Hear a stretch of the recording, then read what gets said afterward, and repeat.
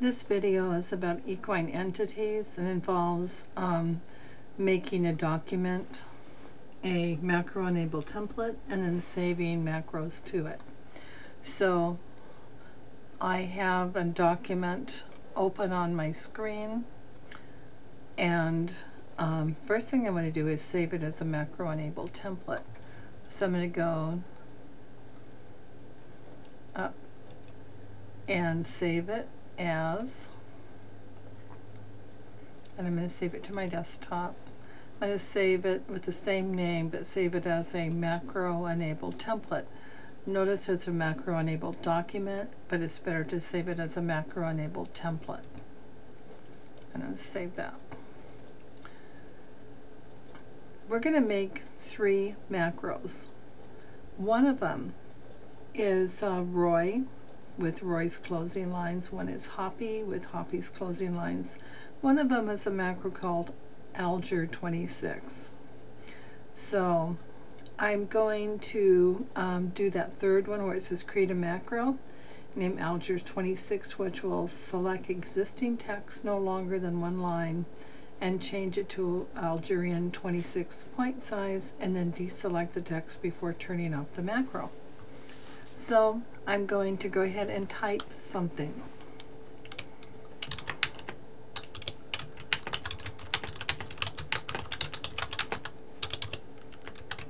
Okay, and then I'm going to get at the beginning of that line. So in other words, my macro is going to select anything that I have that is shorter than 1 line, and it will change it to Algerian 26.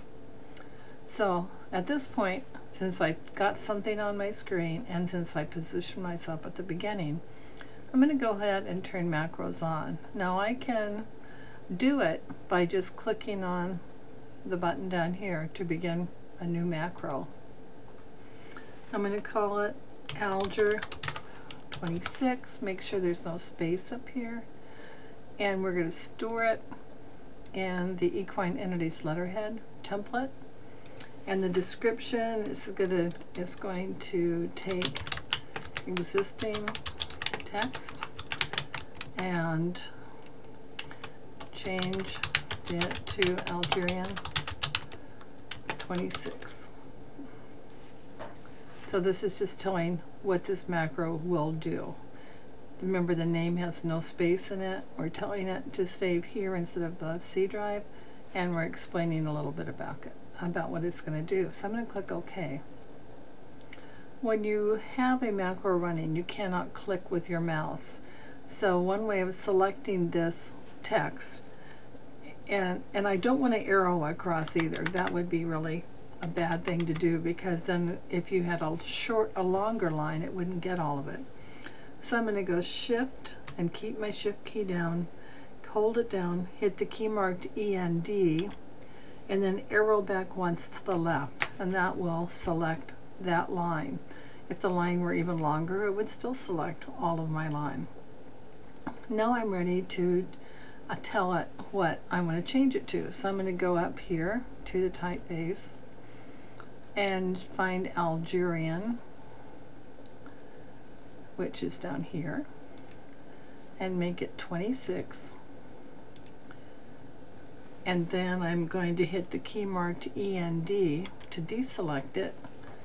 And then I'm going to go down here and click to stop recording the macro.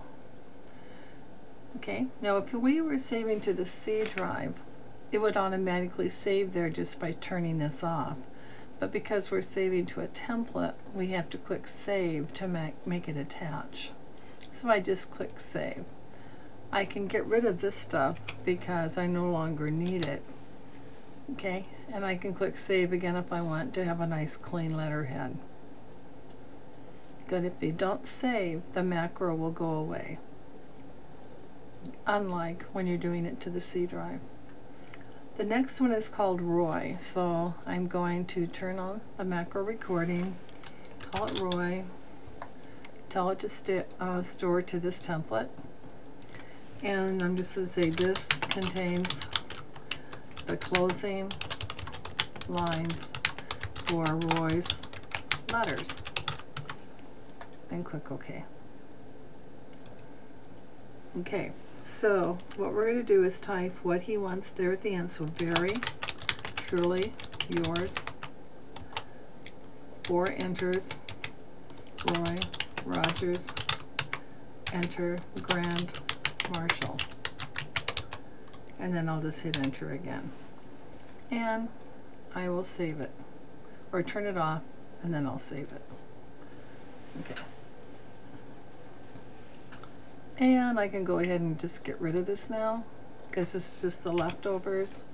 Save it again so my letterhead is nice and clean. We'll make another one here called Hoppy, so I'm going to turn it on. I'm going to call it Hoppy. Tell it where to save to, and give it an explanation.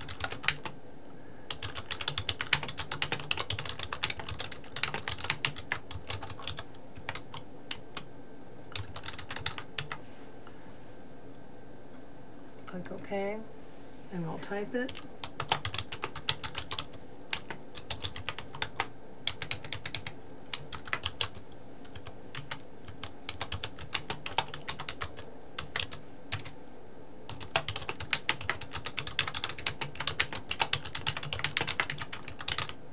Hit an enter, and I'm going to go ahead and stop recording. I'm going to save that,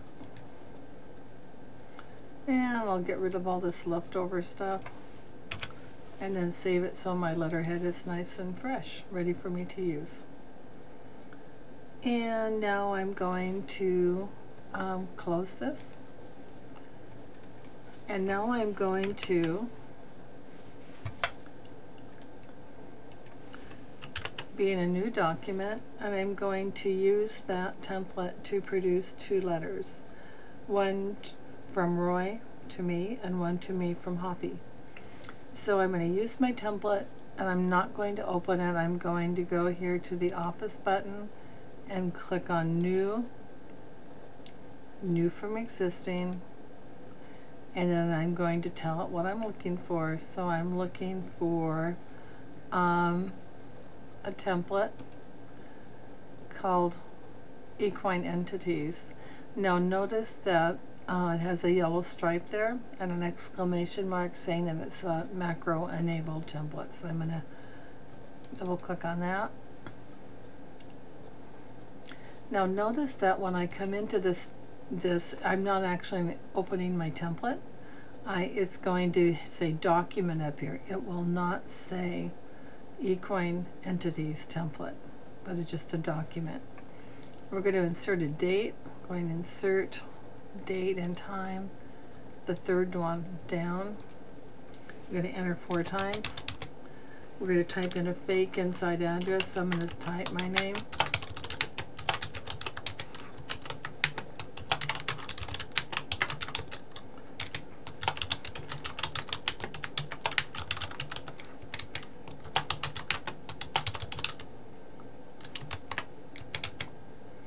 And I'm going to write a little letter here. I'll just say thank you for joining my fan club. I will be sending you a, and then I'm going to return twice and say picture of trigger. And I'm going to say have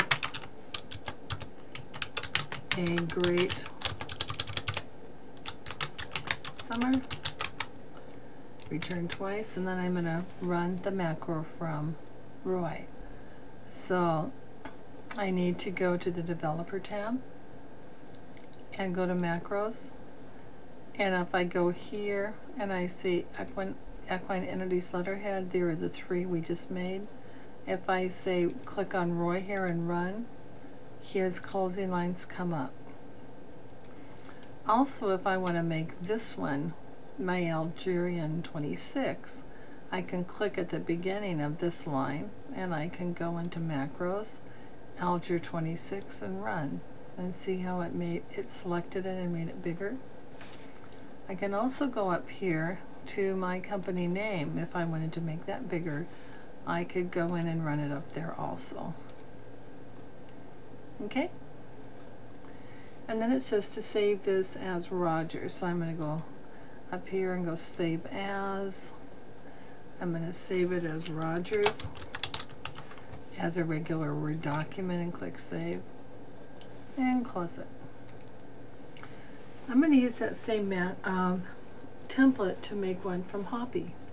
So to use my template, I need to go to Office button, New, New from Existing, and I'm going to go over and find Equine Entities again, right here.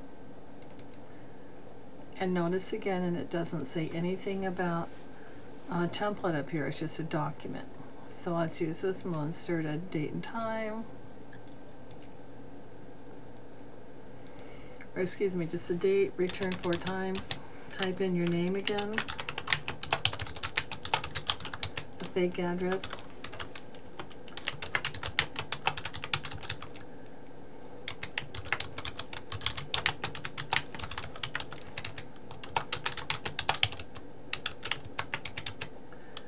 Okay.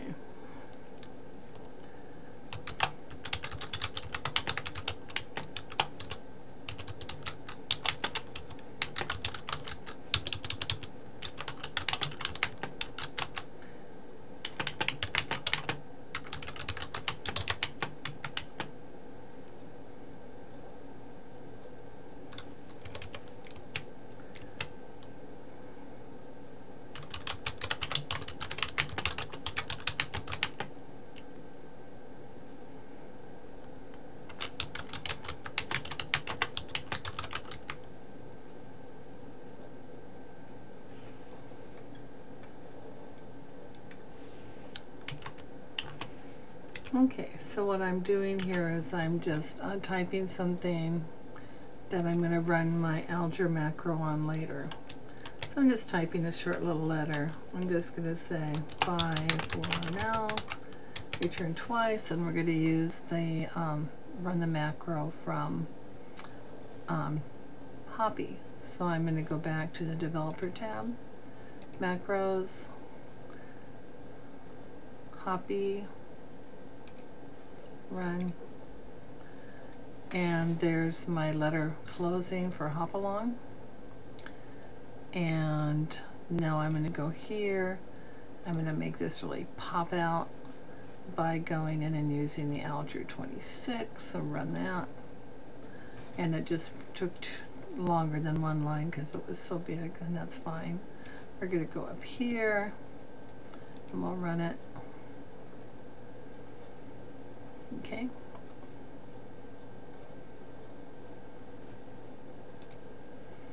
Okay. One thing to remember too, when you are creating a template or using it, always make sure your security is done on the enable.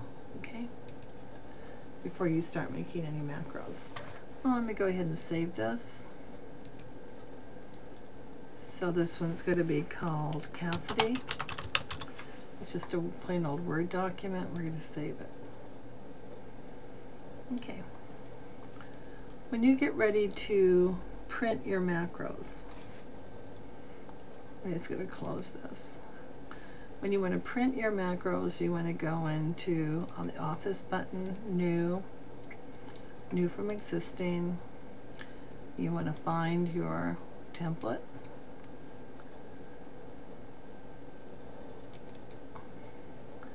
Or you can actually open it too, but the main thing is you want to get into the Developer tab, go to Macros, go to Edit, and you'll see what you've done. Here's the one that selects and changes it to Algerian 26. Here's where you type Very Truly Yours, 4 returns, Roy Rogers, return Grand Marshal, return. And here's the one for Hopalong Cassidy. To print this, you would just go into File, Print, and then click OK. And that's how you show me your macros that you've done. And that concludes this video.